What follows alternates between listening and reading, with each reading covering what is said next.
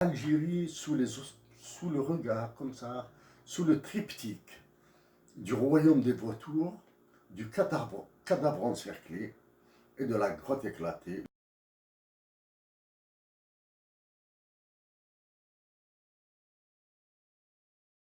راهو تمورتي ويسس مورتي ومسلخر في اللوان ولاد بلادي وبلاد بلادي مسلخر عليكم.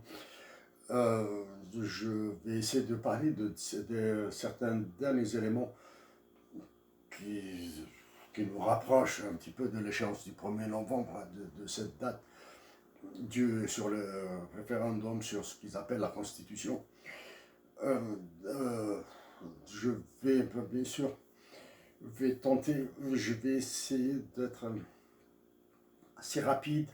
Je vais aborder des points cette fois-ci assez sensibles, très sensibles. Je vais essayer d'expliquer tant bien que mal certains éléments. Je vais faire de mon mieux pour être compris. Et je suis stressé, très stressé même, je suis très stressé par l'inquiétude de ce qui va se produire dans notre pays. À la fin, je vais parler en termes naturels, dans des mots très naturels de Lounès,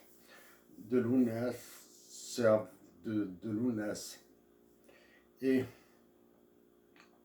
de l'hymne national, de la question de l'hymne national, un sujet quasi carrément tabou en Algérie.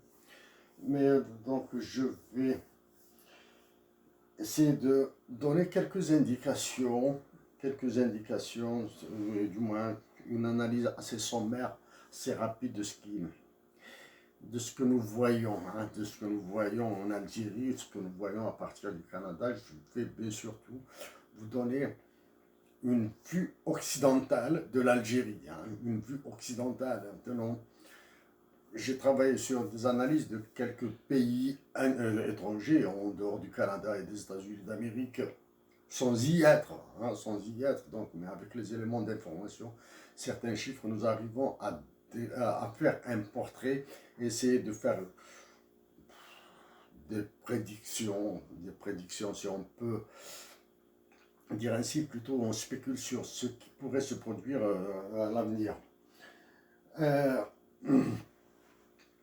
Je vais être bref dans certaines affirmations et non, dans certaines de mes affirmations. Je vais être bref. J'ai fourni suffisamment d'explications dans certaines publications et dans d'autres interventions. Sur la violence qui surviendra en Algérie après le 1er novembre.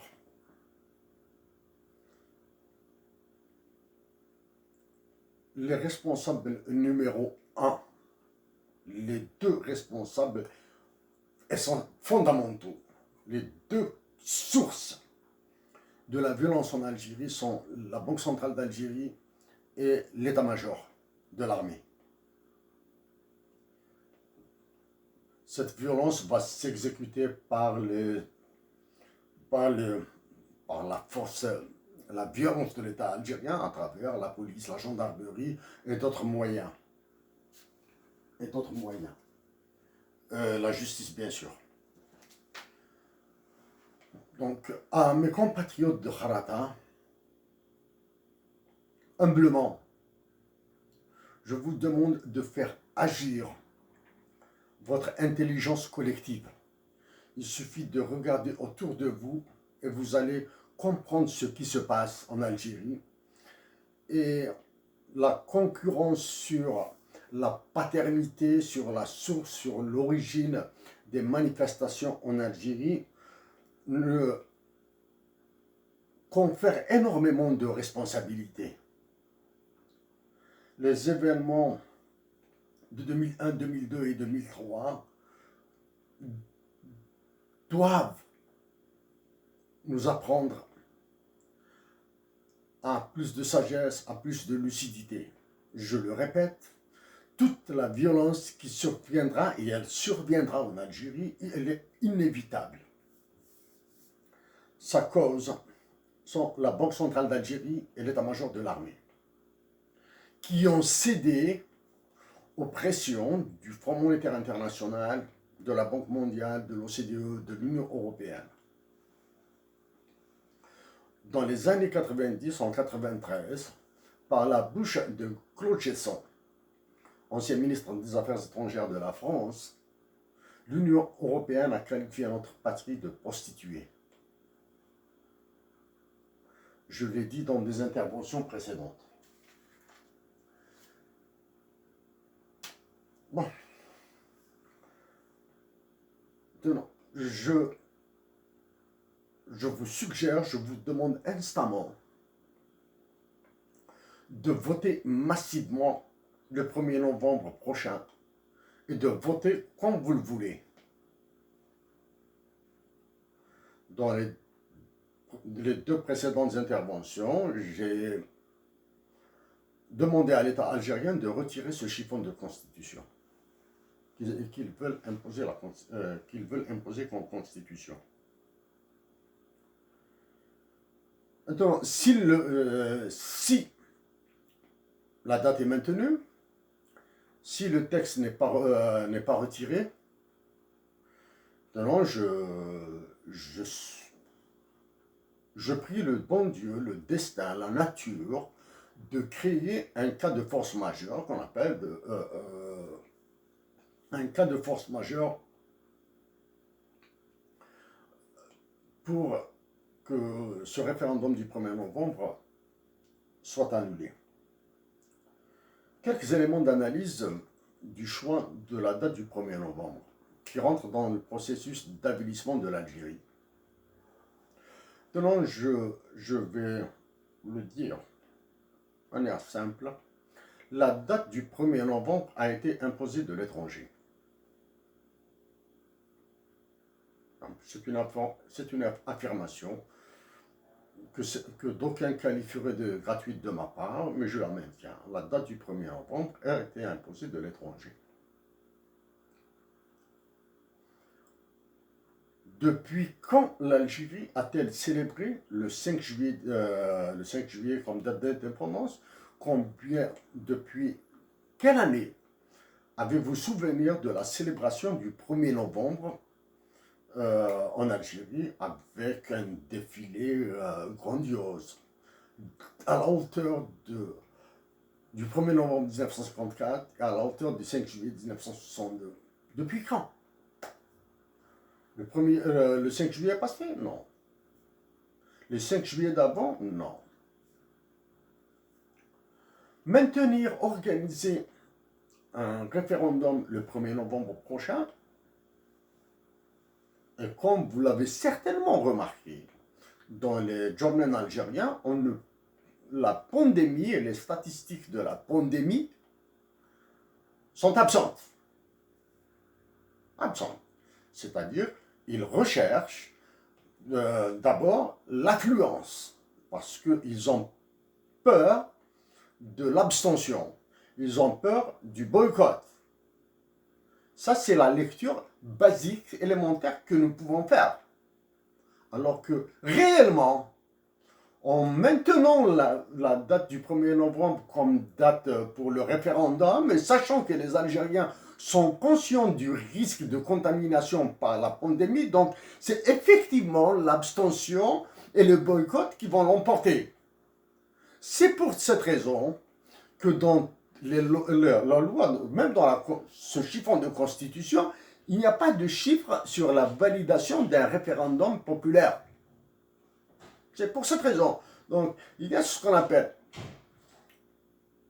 dans l'analyse de l'information, il y a ce qu'on appelle de screening device, il y a de signaling et il y a ce qu'on appelle de jamming. De jamming, on a un mot, traduction assez simple en français, c'est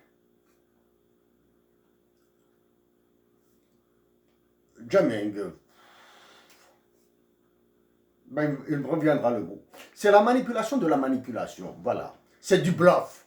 Voilà. Le mot, c'est le bluff. La traduction littérale en français, c'est du jamming, c'est le bluff. Et le bluff, c'est la manipulation de la manipulation. Donc, quand il y a une double manipulation, on dit que c'est du bluff. c'est du jamming. Donc, ils ont maintenu pour le 1er novembre. Donc, ils savent que les Algériens sont conscients qu'il y a un risque de pandémie, un risque élevé de contamination. Donc, nous allons taire les statistiques sur la pandémie, nous allons taire les risques de contamination, alors qu'au Canada, ici, c'est une explosion, c'est des états d'alerte. Hein. Le Québec est quasiment en zone rouge. C'est-à-dire, c'est ce qu'ils appellent les couvre-feux là, hein, c'est-à-dire les déplacements c'est quasiment un état de guerre. Et avec tous les moyens qui sont mis par le gouvernement fédéral et les gouvernements provinciaux, c'est un état d'alerte générale. En Ontario, c'est quasiment, c'est moins pire que le Québec, mais c'est pire comparé au niveau de raisonnement de la perception de cette pandémie. Donc, voici pour l'information. Donc, il y a de la manipulation, hein, il y a une double manipulation. Donc, voilà, je résume. Donc, maintenir la date du 1er novembre est une décision qui vient de est un ordre qui vient de l'étranger. Je n'ai pas envie de reprendre les informations que j'ai vues comme ça sur les médias algériens, sur les journaux algériens. Donc, je m'arrête là. Donc, mes chers compatriotes de Kharata et de toute l'Algérie, demeurez pacifiques parce que ce qui s'en vient est grave. Nous allons parler maintenant, en restant dans la manipulation de l'information. La dernière fois, j'ai parlé de ce qui se passe en Mali, au Niger et des effets sur l'Algérie. Ça fait 2-3 jours, un de mes intimes en Algérie, Kasselim, je ne me souviens plus si c'est Kasselim ou Ahmed Selman, qui m'a envoyé le dernier numéro du Monde diplomatique qui parle un avertissement avant 5 élections au Mali, coup d'État, signé par Anne-Cécile Robert. J'ai lu ce papier. D'ailleurs, je remercie Kasseline de m'avoir envoyé ce numéro qui me permet d'avoir une information plus ou moins fraîche, une information factuelle, hein, pas d'analyse. Hein. Mais ce papier de Anne-Céline Robert est intégralement biaisé. Hein. Il parle de coups d'État, d'une série de coups d'État dans les anciennes colonies françaises. Ce qu'elle a omis de dire, que tous les coups d'État soient fomentés par la France, et les coups d'État qui sont nés d'une volonté intérieure à ces anciennes colonies sont contrebalancés par d'autres coups d'État qui viennent de la France. Contre les Maliens ou les Nigériens qui organisent un coup d'État pour défendre leur pays contre la France, immédiatement la France réagit par un contre-coup d'État. Ça, c'est la première. Si dans ce papier, que si vous pouvez l'avoir via le net, je n'ai absolument aucune idée, vous allez voir ici une gestion chaotique. J'ai lu, je vous lis juste une phrase. Hein. Monsieur Cher Tidiane Gadio a déclaré que, et il résume ce face-à-face, il juge inacceptable le coup d'État et il juge, dans ces mots, hein, insensé la sanction de la CEDEAO contre le Mali. Hein. Le coup d'État est inacceptable, la sanction de la CEDEAO contre le Mali est insensée. J'ai eu l'occasion de rencontrer ce Tidiane, monsieur Tidiane Gadio, je l'ai vu dans une conférence à l'Université de Montréal. C'est un ancien ministre des Affaires étrangères du Sénégal et vice-président de l'Assemblée nationale du Sénégal. Hein. Je l'ai rencontré à l'Université de Montréal, j'ai pas discuté avec lui, mais des amis sénégalais m'ont demandé, Chérif, s'il te plaît, pose-lui la question sur la monnaie. Monsieur Tidiane Gadio, Gadio, c'est comme presque certains Africains qui ont fait partie des régimes politiques, qui ont fait fonctionner des États, leurs États respectifs, soit au Mali, au Sénégal, au Niger, en Côte d'Ivoire surtout. Le Mali et le Sénégal sont les fers de lance parce que le Sénégal, l'ancien président du Sénégal, Abdou Diouf, a dirigé l'Organisation internationale de la francophonie. Je lui ai posé donc à M. Gadio, j'ai posé la question sur le franc CFA il y a plus de 6 ans, hein, il y a 5-6 ans. Hein. Il était gêné dans sa réponse. Il était gêné dans sa réponse. Là, il n'a pas dénoncé le franc CFA parce que le Sénégal a aussi le franc CFA comme monnaie, utilise le franc CFA. C'est ce qu'on appelle s'asseoir entre deux chaises. Hein, s'asseoir entre deux chaises. Donc cet article du Monde diplomatique est complètement biaisé. Hein, il est très, très biaisé. Ce qui n'a même pas été effleuré dans ce papier, c'est la partition du Mali. Hein, c'est la partition du Mali. Ça, cette journaliste est allée mollo avec la politique génocidaire et du fiducide monétaire dans les anciennes colonies françaises pour ménager son président. Hein. Et je vous signale que Le Monde, d'édition, pas Le Monde diplomatique, Le Monde, journal Le Monde, fait partie des censeurs de l'information française, francophone plutôt, ou d'expression française, mandatés par Facebook. Et j'en connais un bout là. On connaît un bout. Allons de... Maintenant, on va faire ce qu'on appelle un peu d'induction, c'est-à-dire remonter vers l'arrière, pour faire une déduction, c'est-à-dire aller vers le futur. En moins d'un mois, l'État algérien a décidé de la création d'une compagnie aérienne locale. En moins d'un mois, hein. C'est-à-dire au mois de septembre-octobre, il a décidé de créer une nouvelle compagnie aérienne locale. Donc il confirme la théorie du Hub and Spoke System, ça c'est pour le transport aérien, il confirme l'introduction de la discrimination par les prix, bon, ça c'est le côté analyse macroéconomique de la chose. Je passe. Mais maintenant, nous allons essayer de voir à un niveau légèrement supérieur, pas niveau international, c'est le niveau que nous appelons de niveau supranational. Il est clair maintenant que à l'Algérie seront transférés tous les risques du transport aérien vers l'Afrique. C'est-à-dire les compagnies aériennes européennes, américaines, nord-américaines, anglaises, vont passer par Alger pour desservir certains autres pays africains. C'est pour cette raison qu'ils ont investi dans un immense aéroport international, alors que l'Algérie est en besoin de monnaie internationale. Voilà. Maintenant, à partir de cette induction, nous allons remonter à 2015.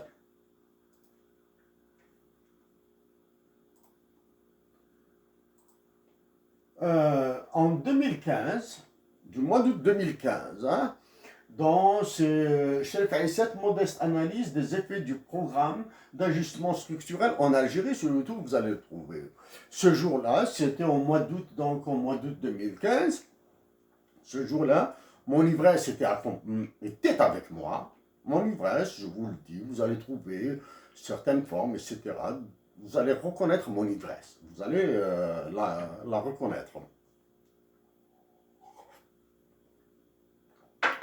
Vous allez voir certaines... les 15 premières minutes sont compréhensibles par tout le monde. Du moins, toutes les personnes qui comprennent la langue française.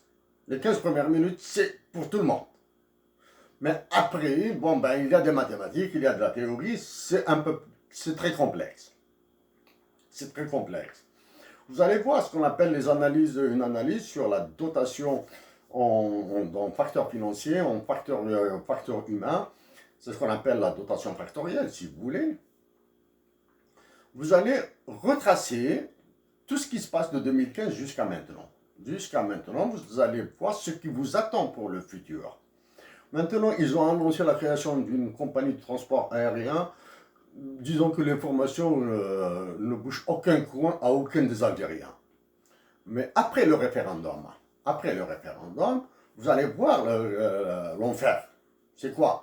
Donc la mise en œuvre de la suppression des subventions, le paiement des soins médicaux, la tarification à l'acte des soins médicaux, le déremboursement de certains médicaments, la sélection dans la prise en charge des malades, bien sûr, tout ce qui a été imposé par le FMI et la Banque mondiale en termes de programme de stabilisation de la balance des paiements et en termes d'ajustement structurel de l'économie. Faut faire la différence entre ce qu'on appelle un programme d'ajustement structurel du FMI et un programme d'ajustement structurel de la Banque mondiale. Hein. Celui du FMI concerne plus la monnaie et la balance des paiements. Pour la Banque mondiale, c'est le consensus de Washington, il touche à l'économie réelle. Voilà, de manière assez simple, assez simplifiée. Donc, après novembre, après le référendum, vous allez voir le train-train là des rafales. Je répète que toutes les violences qui naîtront en Algérie ont pour cause la Banque centrale et l'état-major de l'armée. Maintenant, donc, il faut développer cette intelligence pour anticiper la violence et la contenir.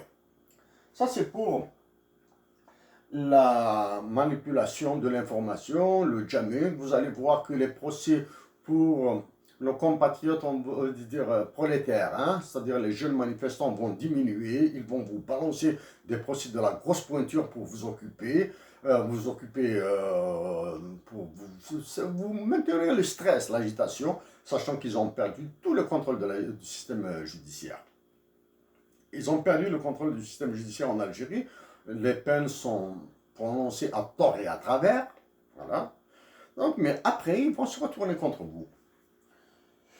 Donc, pour la déduction, vous l'avez compris. C'est-à-dire, après l'induction, vous avez une déduction, c'est l'avenir, il sera extrêmement violent en Algérie. Donc, durant les manifestations en Algérie,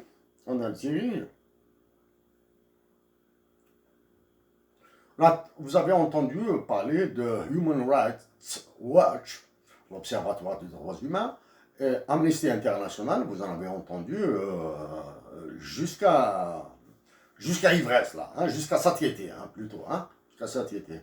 Où est maintenant Human Rights Watch? Elle est à la frontière algéro-nigérienne parce que ça se passe très mal là-bas. Donc, si Kharata Sétif également, parce que faites le lien avec la date. La date du 8 mai 45. Au nord, c'est Kharata Sétif Galma et au sud, c'est la frontière algéro-malienne. C'est pour cette raison que j'ai envie d'inscrire cette intervention sous l'augure, sous cette pensée de l'Algérie, le royaume des vautours, le cadavre encerclé et la grotte éclatée. Le royaume des vautours est une phrase, c'est une expression que j'ai lue. Je le répète, qu'il ne m'appartient pas. Donc, Algérie, sous le regard, comme ça, sous le triptyque du royaume des vautours, du cadavre encerclé et de la grotte éclatée. Le cadavre encerclé, c'est une pièce de théâtre écrite par Kate Biessier. Donc, l'Algérie est un cadavre encerclé. La grotte éclatée est une merveilleuse œuvre de Yamina Meshakra. La grotte, ça fait penser à la révolution quand les maquisards se cachaient, les combattants se cachaient dans des grottes, etc. Et à tout l'amour qui pourrait naître dans une grotte. Les maquisards algériens ont aimé. Les maquisardes algériennes ont aimé à partir d'une grotte. Un homme a aimé sa femme pendant qu'il se reposait un peu dans une grotte, il pensait à sa femme qu'il a aimée. Une femme qui se reposait dans une grotte pensait à son mari, pensait à son homme de cœur pendant qu'elle combattait.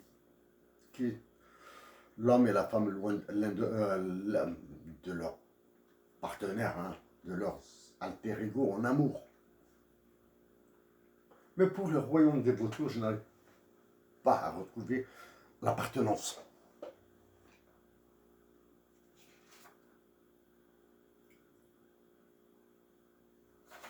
L'avilissement. Est-ce que ceux qui ont lu la Constitution, ce projet, ce chiffon de Constitution,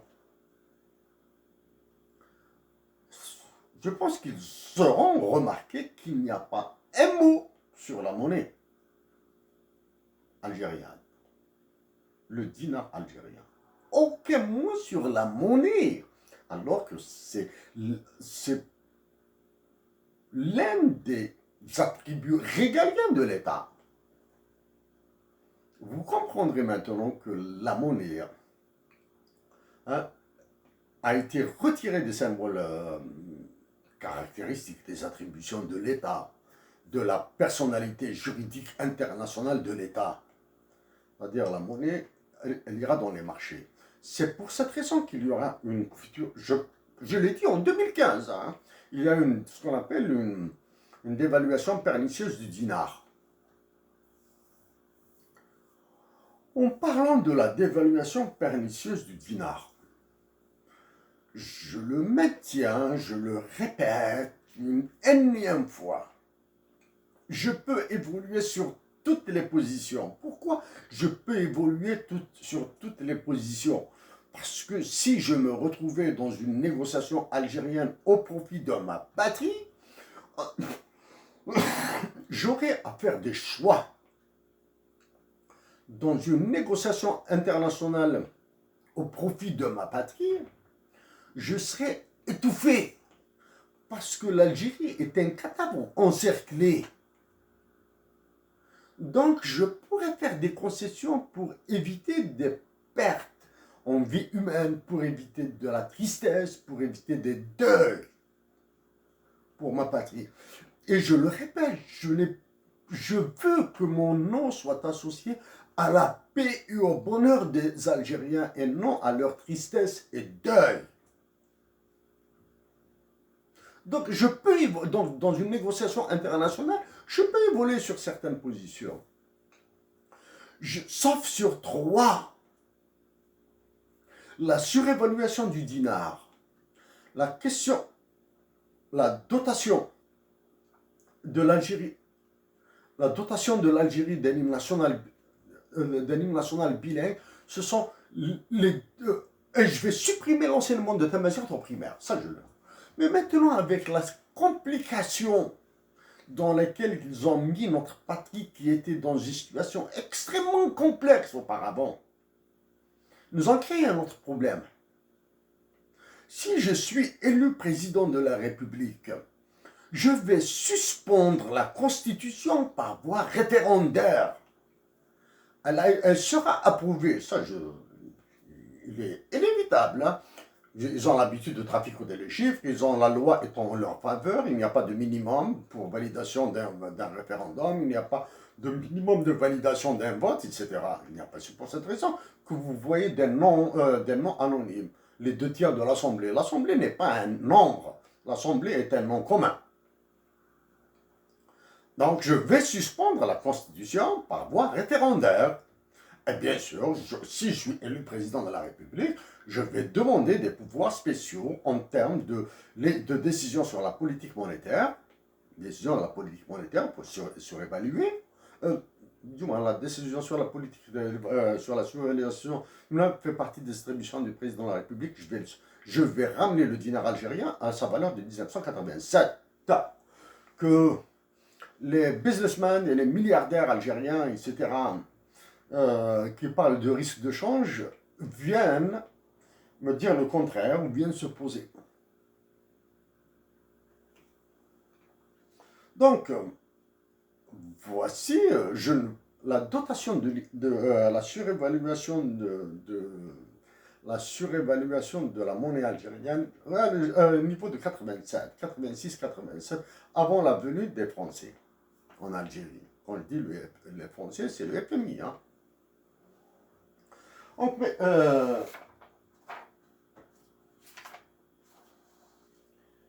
Parlons de monnaie. C'est un sujet complexe qui sera difficile à comprendre par mes compatriotes de Boujlil, de Ouagnoun, de Khrata. Au gouverneur de la Banque d'Algérie, je vous pose cette question. Qui gère les swaps algériens? Qui gère les swaps de l'État algérien sur les marchés financiers internationaux? Ça, c'est la première.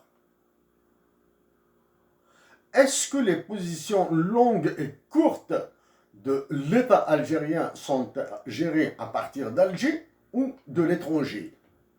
Les réponses à la con du type « Oui, les décisions sont prises à Alger ». Oui. Vous dites-moi plutôt que vous endossez les décisions qui sont prises à l'étranger à Alger. Donc, première question, qui gère les swaps? Qui gère les positions courtes et les positions longues de l'Algérie? Bien sûr, il vous est impossible de révéler les chiffres sur les swaps et les positions longues et les positions courtes parce qu'il doit y avoir des commissions dedans. Il doit y avoir des commissions dedans. Des commissions, bien sûr, qui sont cédées à l'étranger, en dollars, en euros, probablement en livres sterling. Ça, c'est la première question. Deuxième question. Au gouverneur de la Banque d'Algérie. Gouverneur, vice-gouverneur, etc. Hein, c'est ce que j'appelle les gouverneurs de la Banque d'Algérie.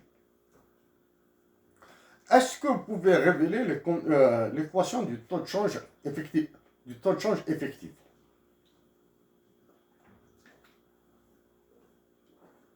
Est-ce que c'est la vie des Algériens que vous manipulez à travers le taux de change? Est-ce que vous pouvez rendre public l'équation du taux de change? Je sais que vous utilisez le même système de calcul du taux de change que l'Union européenne. Et je sais aussi que l'application informatique, l'application informatique pour le calcul du taux de change vient des États-Unis. C'est les États-Unis qui l'ont imposé à l'Union européenne. Et vous avez pris, elle vous est imposée par l'Union européenne. Est-ce que vous pouvez révéler l'équation du taux de change? Si vous avez l'audace, le cran, le patriotisme nécessaire pour révéler l'équation discutée de ces variables. Les variables de calcul du taux de change.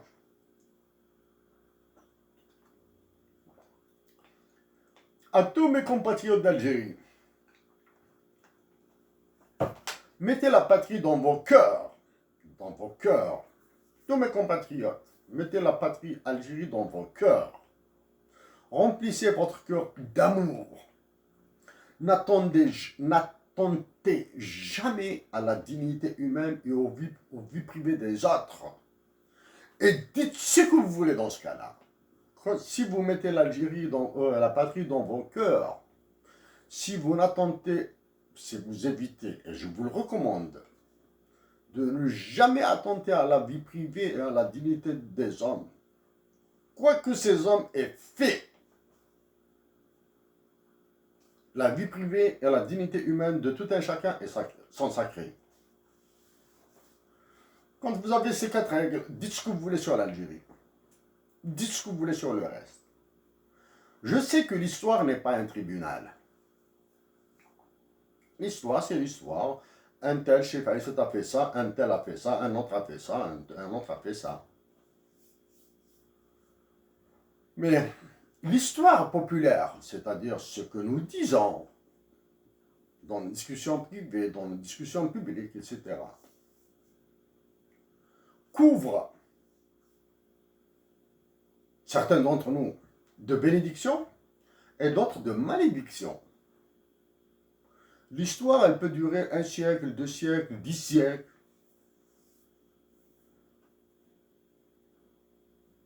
Je fais de mon mieux pour éviter d'être dans la malédiction de l'histoire.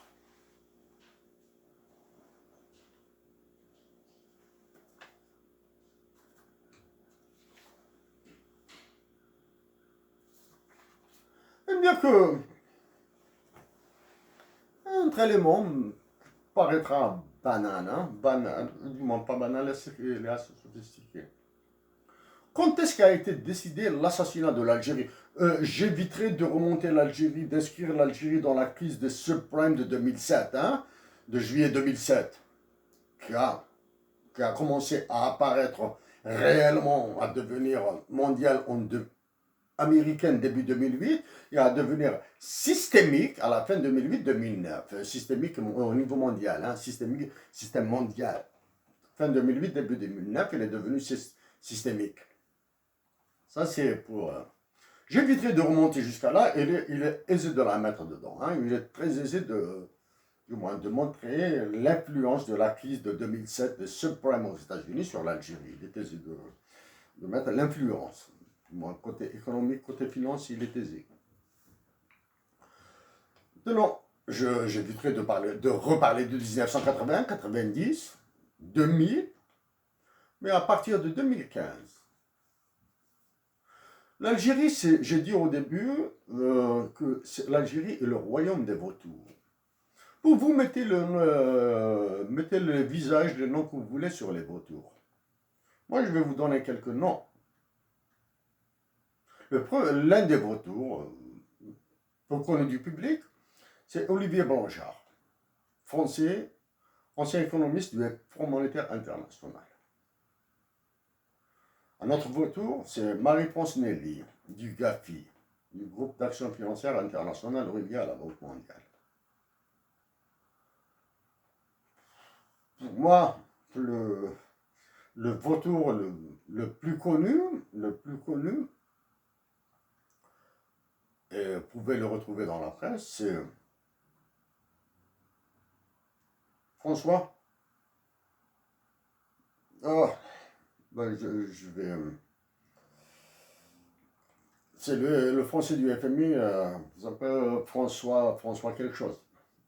François quelque chose. Et, il habite Alger. Il habite au sens propre du mot, ou comme un fantôme. Il habite Alger. Ça, c'est à partir de 2015. Ils ont signé l'arrêt de mort de l'Algérie. Et comment ont-ils signé l'arrêt de mort de l'Algérie? Quand ils ont imposé le programme de stabilisation de la balance des paiements et le programme d'ajustement structurel par la Banque mondiale. C'est ce que j'ai dit ici.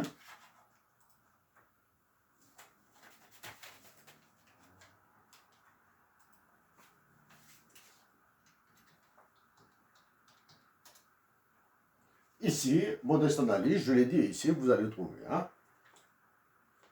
Donc c'est ici.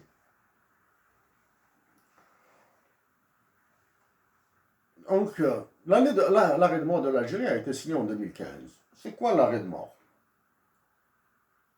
Ils ont refusé de baisser les salaires. Alors que la Grèce, elle a été saignée. La Grèce, ils l'ont explosé. Même les vieilles veuves avec leur pension de retraite ont trinqué. En Algérie, non. Maintenant, je vais articuler toute la dévaluation du dinar, le non-abaissement des salaires, les hauts salaires, etc. Et la violence. Donc, quand la violence s'abattra en Algérie, il y aura une spirale des salaires. Pourquoi? Parce qu'ils vont augmenter les salaires des policiers et des gendarmes pour les maintenir. Alors que eux-mêmes, c'est pour les isoler du groupe.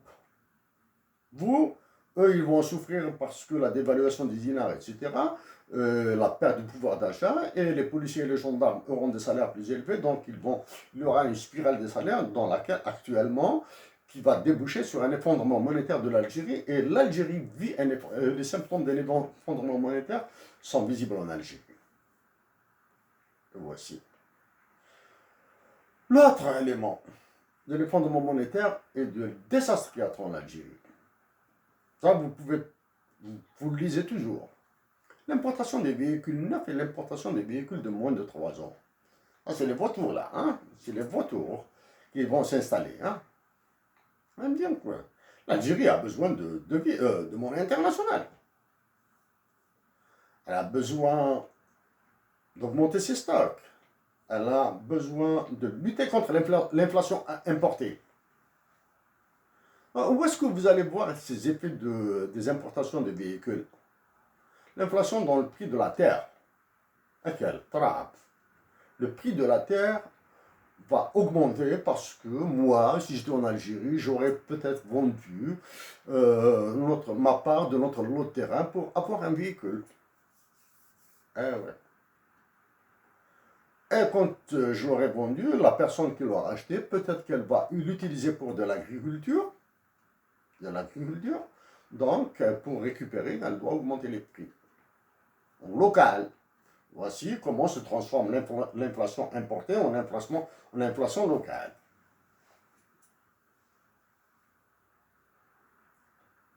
Actuellement, parler de transition énergétique en Algérie relève de la connerie. Transition énergétique. La première transition énergétique à taper, c'est de taxer le commerce des voitures en Algérie, c'est-à-dire, je l'ai dit dans le document il y a longtemps, hein, taxer les voitures à l'importation, tu veux importer, il n'y a aucun problème. Tu importes. Je te fais payer comme le Danemark, 140% de douane. Non seulement tu vas le dissuader, tu vas investir ailleurs et tu auras une transition énergétique de force. C'est du business. J'ai besoin d'argent pour l'État, je te taxe. C'est économique, c'est fair play. C'est très fair play. Voici pour les effets de l'importation des véhicules. Et bien sûr, je pense qu'il y aura, puisque l'Algérie va s'ouvrir au commerce international, donc ils vont autoriser des opérateurs français, italiens, belges, hollandais, anglais, à s'installer en Algérie, espagnols. Et vous n'avez qu'à voir ce que font les Espagnols en Algérie actuellement et vous aurez une idée. Alors que l'Algérie pouvait investir dans l'agriculture en France pour bénéficier de la politique agricole commune, de la PAC. Ouais, je t'ouvre le marché algérien. Tu m'ouvres le marché français. Je vais envoyer des paysans algériens faire de l'agriculture bio là-bas et ils vont bénéficier de la PAC. Et bien sûr, je vais importer de France. Donc, voici globalement sur la monnaie, sur la future du... si j'ai dit que j'étais radicalement contre la dévaluation du dinar depuis 2015, depuis 2014 même. La prochaine dévaluation, je ne saurais quoi dire d'elle. Je t'ai qualifié de fasciste, de nazi, de ce que vous voulez.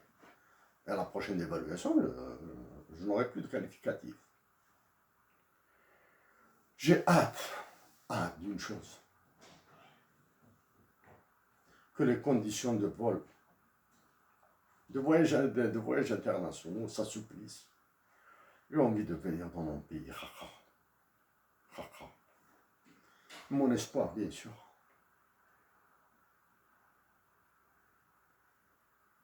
Mon souhait est dans mon espoir de faire une prière à côté de la tombe de Lounès. Bien sûr. Si je suis autorisé, si je ne brusque pas, si je ne risque pas de choquer certaines personnes, bien le village de Tadaris, j'ai pas envie de choquer ça, mais j'ai envie de faire une prière à côté de sa tombe. Une prière à Salah. Point.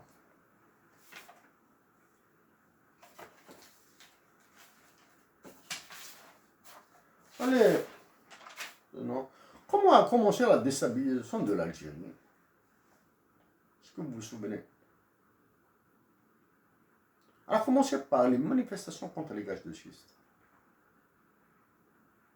C'est là-bas qu'il y avait le noyau des premiers agitateurs en Algérie. Et c'était dans les gaz de schiste, parce que c'est un sujet qui embarque. Hein, c'est un sujet locomotive. C'est un sujet locomotive, c'est un sujet tracteur. Gaz de schiste, fracture, j'étais radicalement. Je suis probablement parmi le peu d'Algériens qui ont signé des papiers de fond sur les gaz de schiste. Parce qu'à l'époque, j'étais assez proche des milieux anti-gaz de schiste à Montréal. Contre les gaz de schiste au Québec et au Canada, mais c'était des universitaires, des professeurs d'université qui agissaient à Montréal, hein, plus exactement à l'Université du Québec à Montréal et HEC Montréal, hein, comme Pierre Batelier. C'est lui qui m'a donné des documents sur l'Algérie. C'était là-bas, c'était les gaz de schiste. Une conférence séminaire a été organisée à l'Université de Constantine. Dites à certaines personnes qui ont participé à ce séminaire, à cette conférence, de vous reparler des gaz de schiste en Algérie.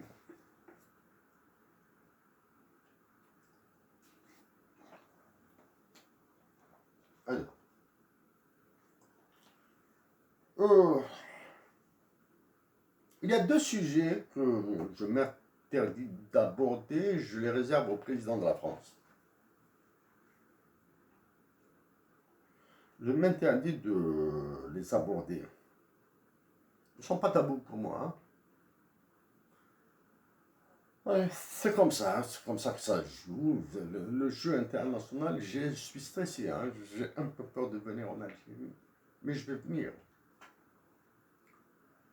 Parce que mon cœur, mon authentique cœur est là-bas. Il est à Ouagadougou.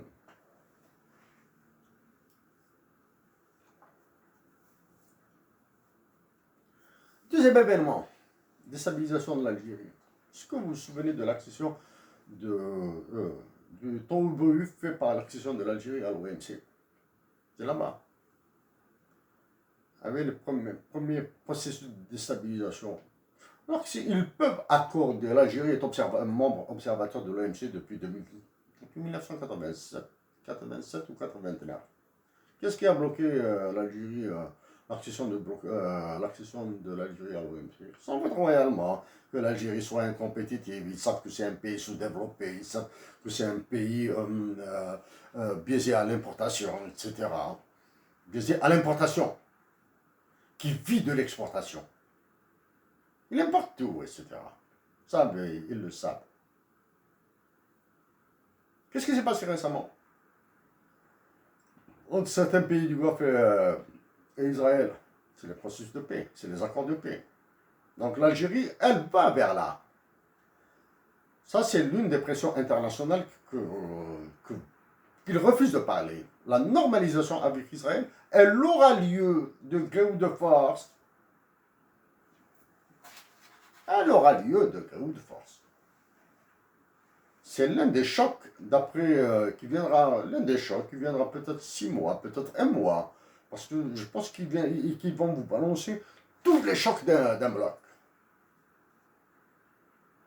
La normalisation avec Israël. Quel est le sujet qui fait polémique? Assez polémique en Algérie. Une petite polémique de rien du tout. Il va passer, hein. Sans doute, il n'est pas destiné aux Algériens. C'est la finance islamique. Je l'ai dit, je le répète. Donc la loi islamique, ce que j'ai vu sur le site de la BNA, la Banque nationale d'Algérie. C'est du pipeau, hein, c'est du pipeau parce que c'est une loi qui a été faite sur mesure pour les pays du Golfe, pour passer via la Banque mondiale, pour exploiter le peu de terre qui nous reste en Algérie. Voilà, ça c'est...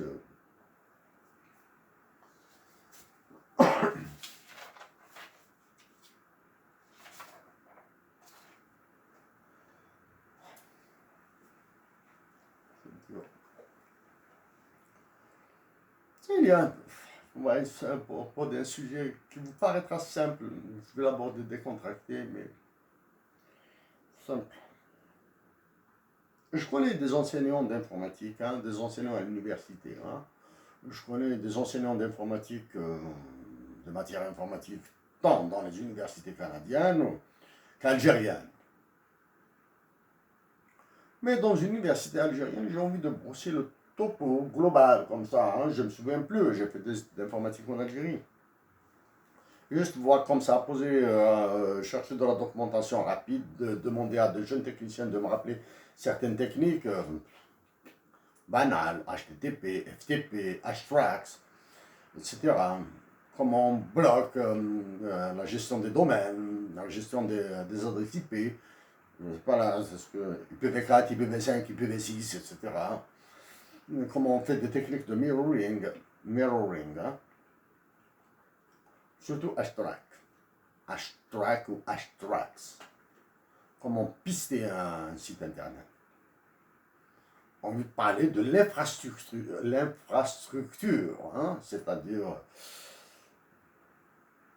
les centres de données, là, les distributeurs, c'est ça. Comment s'appelle déjà le nom? Les serveurs nationaux. Et des câbles de fibre optique, du satellite, etc. Ben, il faut que je me remette un petit peu dans le bain, tous les mots reviendront. Et parler de l'aspect finance dans ça, et aspect, surtout les connexions satellites. Ce qui se passe dans les satellites et les radars. La dépendance de l'Algérie, parler un petit peu du droit international et du monopole international de la société Verizon. Verizon, comment elle agit en Algérie, comment elle se fait payer, comment l'Algérie passe via la France aux États-Unis. Hein. J'ai envie de donner, il suffit que je me prépare un mois, etc. Je peux donner un cours assez décontracté sur ça. Affaires, macro, supranationalité, internationalité, un petit peu architecture, un petit peu les petits trucs d'informatique. Hein, d'informatique.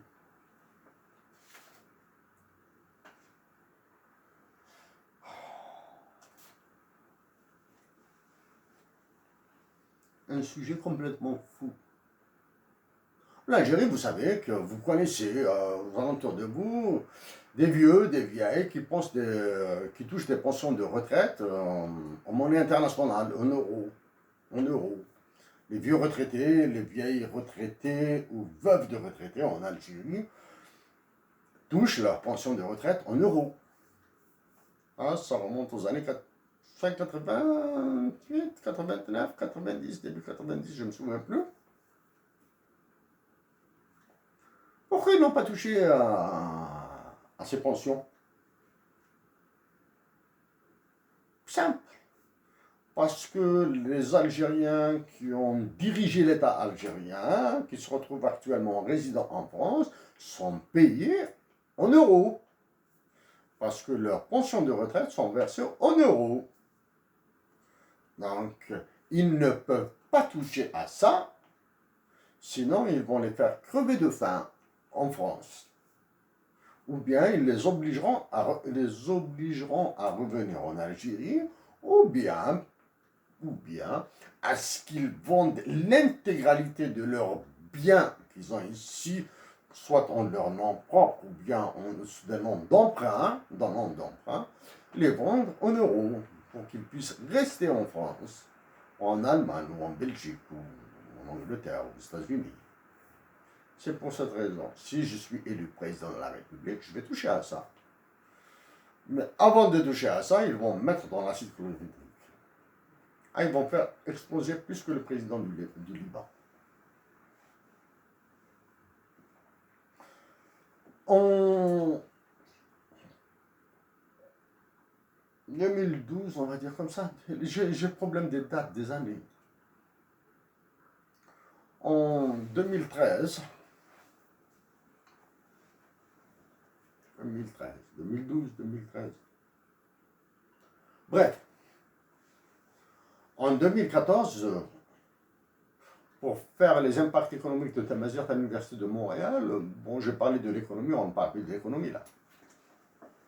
Mais à côté, j'ai lu énormément. J'ai lu, alors là, j'ai lu probablement 2 brouettes de livres et probablement autant de documents électroniques. J'ai lu sur ça. Et j'ai envoyé une lettre au président de la République de l'époque. Qui suggérait la dotation de l'Algérie d'un hymne national bilingue. J'ai argumenté avec les droits de l'homme, avec les principes de développement durable, avec les enjeux de coopération internationale et de relations internationales, etc. À ce jour, aucun Algérien n'a parlé de la problématique, de l'enjeu, de l'utilité, la désutilité, de la dotation de l'Algérie d'un hymne national bilingue. Essayons de l'aborder un petit peu, cassons ce tabou. Cassons ce tabou.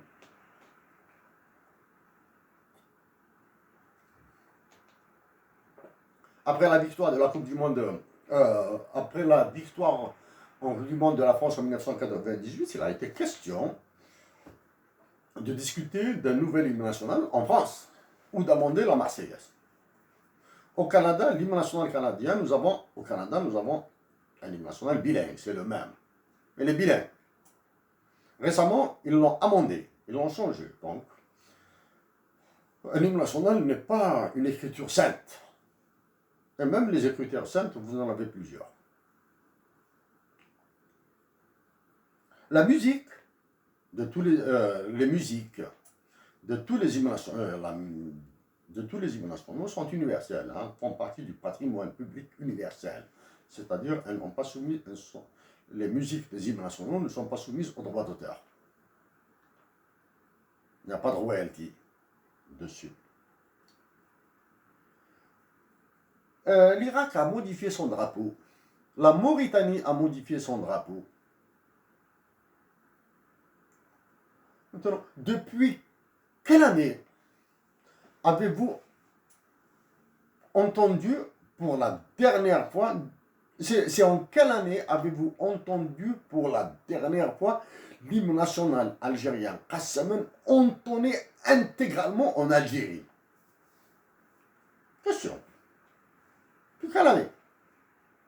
C'était en quelle année la dernière fois que vous avez entendu l'hymne national entonné officiellement, On peut l'entonner dans une école.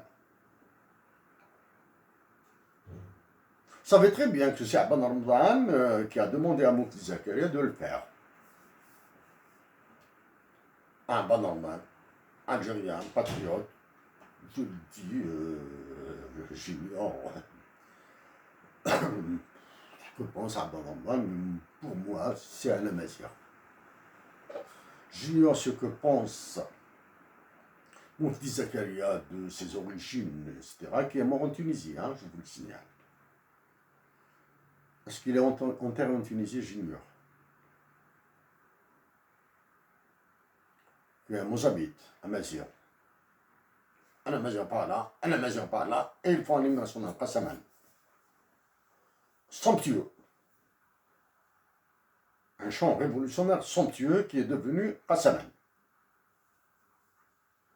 Il y a, dans Kassaman, il y a les 4 vers qui concernent la France. Il y a Florence, la Qadhan al-Maw'id, etc.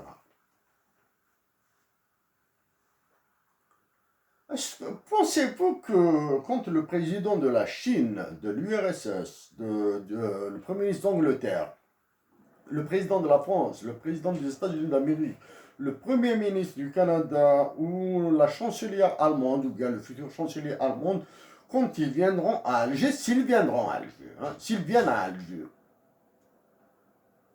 sont emballés par Ya Firenze, la Qadhan al-Maw'id, etc. Ils s'en foutent royalement, ils s'en foutent comme d'une guigne. En 2020,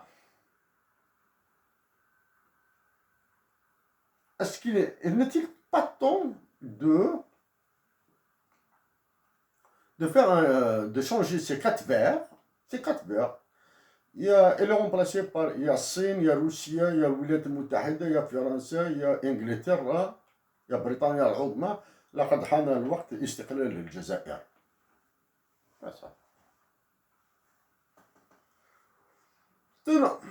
J'ai entendu un journaliste, biographe, celui qui a fait la biographie de Chadli Bejdid. Il l'a dit sur YouTube, vous allez le voir. Hein. Journaliste qui a rédigé, a priori, dans ce que j'ai compris, la biographie autorisée du président Chadli. Chadli aimait tellement la chanson Min Ajlika Ya Watani qu'il en avait voulu faire l'hymne national. Donc je reviens, je continue sur cette histoire de l'histoire du hymne national, de sa problématique.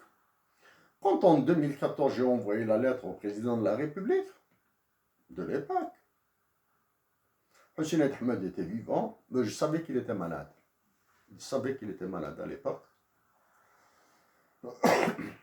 Des amis que je salue, un ami que je salue beaucoup, on a informé. T'es vivant, donc Hussein vivant, même s'il s'exprimait peu, même si sa voix commençait à s'éteindre, etc. De là. Quand il est décédé, après son départ, Hussein, c'est mon rêve de le rencontrer dans l'au-delà. Dans l'au-delà, Hussein. Avec Mahdi, discrètement Mahdi en 2015, donc en 2016, c'était pas possible. Pour 2017, j'avais demandé l'avis à Mahdi.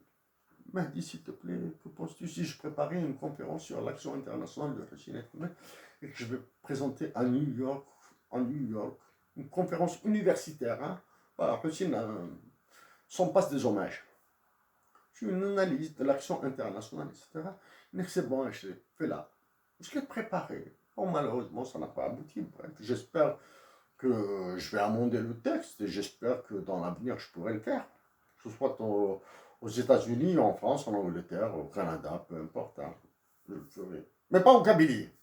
Ah, au Kabylie, non, jamais. Je vais le faire.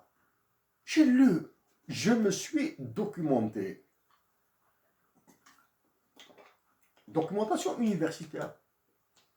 À l'époque, dans les universités, dans les bibliothèques des universités, j'avais accès à toutes les bibliothèques de Montréal. Toutes les bibliothèques des universités de Montréal, j'avais le droit d'y aller. Avec ma carte d'étudiant. Qui me donnait droit à certains avantages. Je me suis documenté à l'Université de Montréal, nous avons une bibliothèque immense. Et il y a la grande bibliothèque, la plus grande bibliothèque du Canada, elle est à Montréal.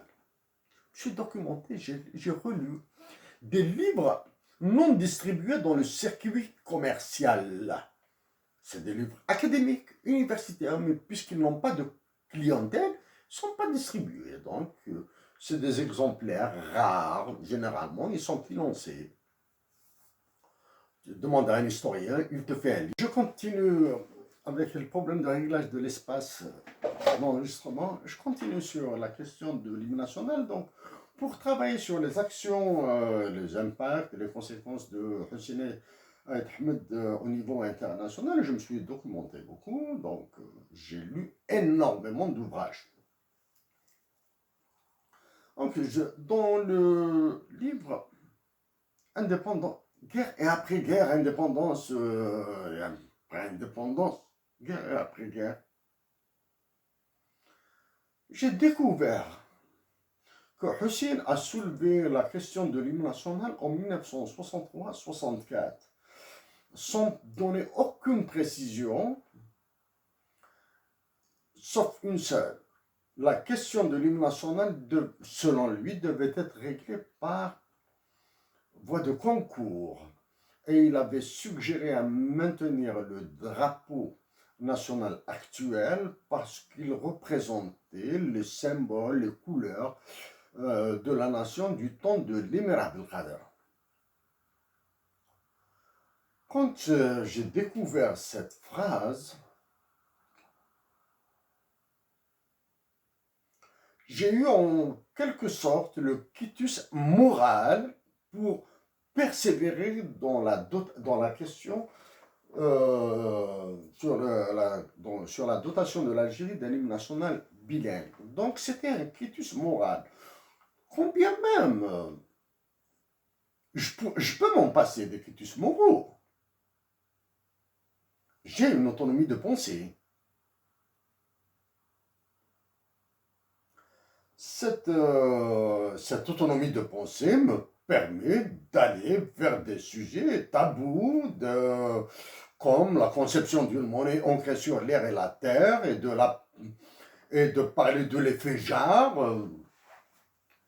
parce que c'est une expérience de pensée, c'est une suggestion que, personnellement, je dirais plutôt des aspects de la coopération internationale, hein, de mes études en coopération internationale, du développement durable et des droits humains. Quelque temps après, et paix à son âme, j'ai discuté de la question de la rédaction, du lancement, ou bien d'une tentative d'un nouvel hymne national bilingue avec Dihya Louise. Pour sa mémoire, elle avait donné son accord pour concevoir dans son immense poésie un hymne national bilingue en tamazight et en arabe. Dihya Louise, là où tu es, que Dieu te bénisse ton âme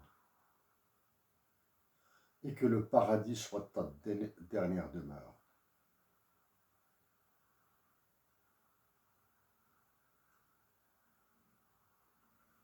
Bien sûr, maintenant, j'arrive à l'UNES.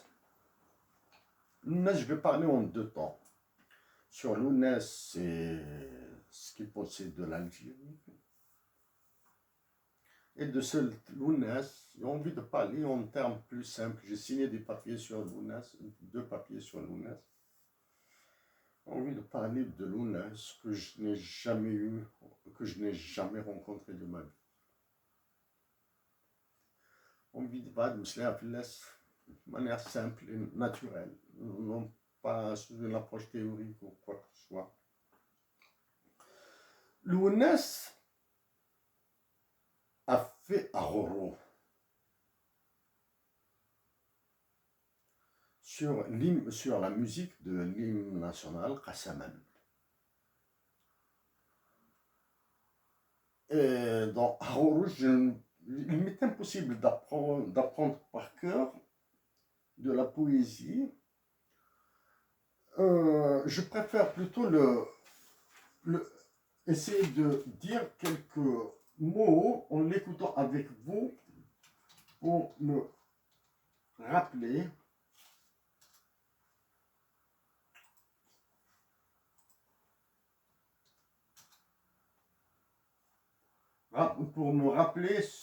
quelques mots qu'il est dit.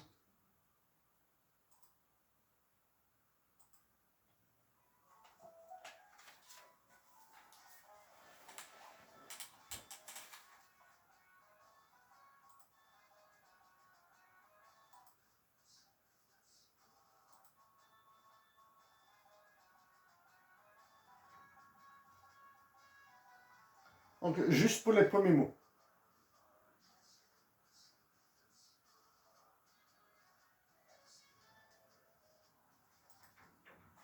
Donc, dans le premier vers, الناس دي ولا يغنى جسير ما نسند في الصبار أمس درار وحكم غاس زرا زوار.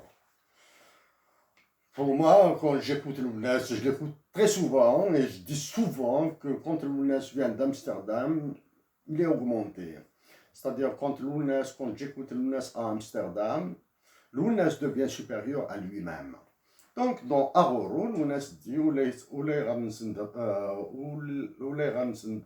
نرجع سيرم ما نسند في الصفار أمس درار ور يحكم غاس يغرا يزوار. Donc, personnellement, je suis indifférent à ce qu'il appelle barde et moi je m'interdis de l'appeler barde. comme autant je suis indifférent à ceux qui l'appellent et qui le qualifient de rebelle, moi je m'interdis de le qualifier de rebelle, dit Amsterdam ou Rahikem Rassira Yezouar. Et bien sûr, concernant l'UNES, je m'interdis, ce serait un sacrilège de faire une traduction, une compréhension littéralement élémentaire de ce qu'il dit. Pour moi, Amsterdam fait référence à toute personne pure, issue des montagnes, de la nature, avec les montagnes comme symbolique de la pureté. Donc, je m'interdis de penser que l'UNES parle des montagnards du Jura ou de l'Ouassénis ou du Hogar, etc. Pour moi, Amsterdam incarne la pureté, la bonté et la générosité de la nature. Donc, ce Amsterdam pourrait être un Amsterdam des petites montagnes, des petits vallons d'Alger.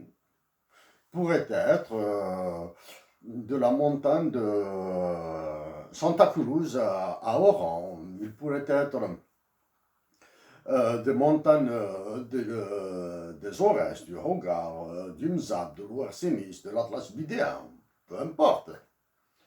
Donc ça c'est l'UNES, il a fait, certains parlent de parodie, je m'interdis de dire parodie.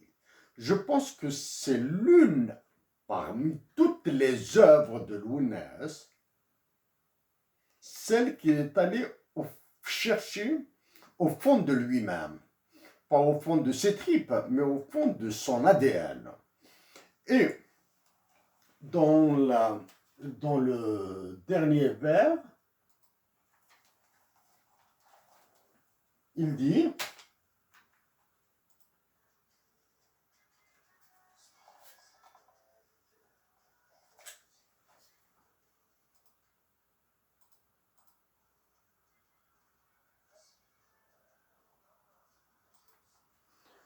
غاس يقدر الله فاش الفرنسان كود مازال تروى الحلال ونفنو القيد ça غاس يقدر لاز c'est-à-dire même si la faim nous broie, nous tue là وسنكني غاس يقدر لاز difficile.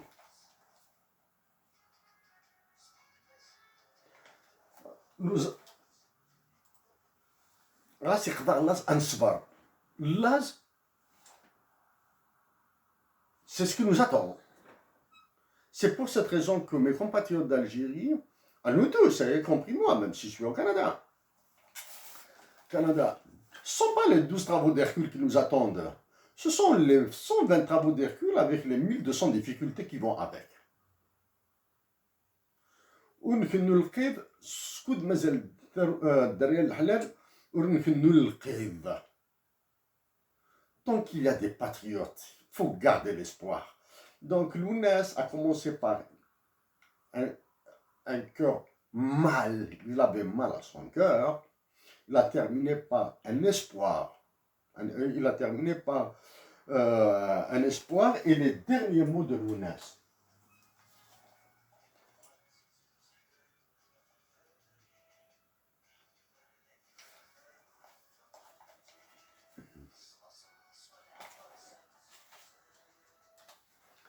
Et il termine,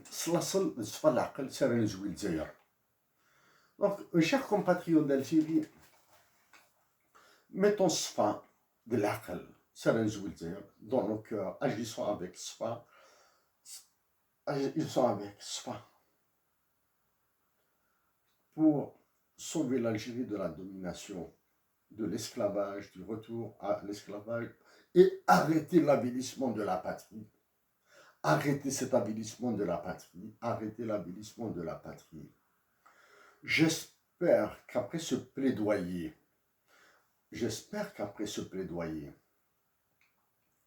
les Algériens oseront aller vers un débat sur la dotation d'un hymne national, l'Algérie d'un hymne national bilingue pour ressouder la nation. j'ai des possibilités pour être dans l'autre partie et vous enfoncer plus. Non, non. Ah, je ne vais pas participer à ce jeu. Puis, un peu stressé. Je vais venir en Algérie. Dès que les conditions s'assoupliront, le voyage, je viendrai en Algérie. Mon seul espoir, du moins parmi mes rêves, un gros rêve,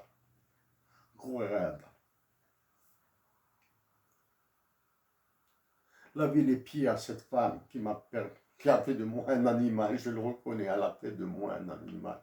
Lui laver les pieds en public, lui demander de m'accompagner à la tombe de Lounès. Elle sera le témoin de ma prière pour Lounès. Elle sera le témoin de ma prière pour Lounès.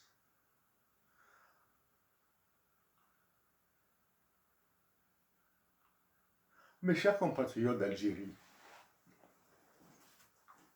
à la minute où je parle, il y a cette envie de partir à Ushuaia en Argentine, dans le sud de l'Argentine, débrancher tout, débrancher absolument tout et terminer ma vie dans les conditions de dénuement, de pauvreté extrême. Et je rejoindrai l'au-delà et Dieu m'enverra dans cet au-delà, dans l'état dans lequel il m'a créé, sans rien. Au moment où je pense partir à Quds, Jérusalem, c'est la terre des prophètes. Et tous les prophètes ont aimé. Mais j'ai envie d'aimer comme a aimé Lounès. Mais je suis sûr et certain que j'aime plus que Lounès. Bien sûr, mon rêve le plus simple, le plus basique, c'est de rentrer en Algérie et y mourir là-bas. Y mourir en Algérie. Même si je dois mourir fusillé, assassiné. Probablement que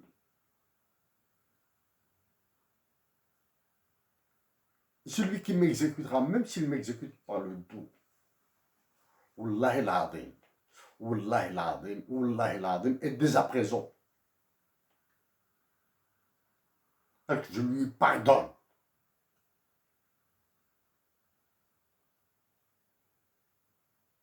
S'il l'a fait par ignorance des enjeux, des objectifs des uns et des autres. Mon objectif, c'est la paix. Mais j'espère que c'est une seule personne qui fermera les yeux. Et qui est cette personne, bien sûr?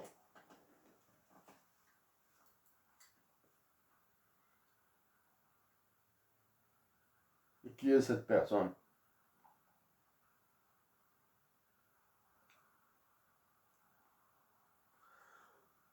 C'est Dieu qui a dit à Lounès de me la montrer. ربي سينني لونس نعتستمتو تاجي.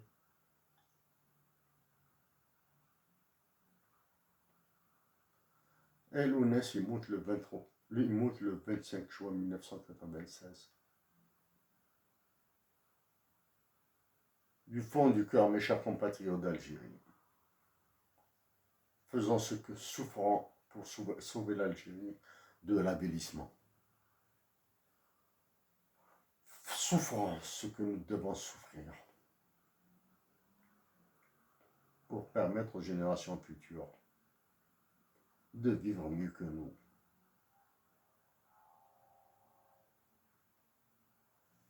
سكول يصفن بقلب نظيف على خير.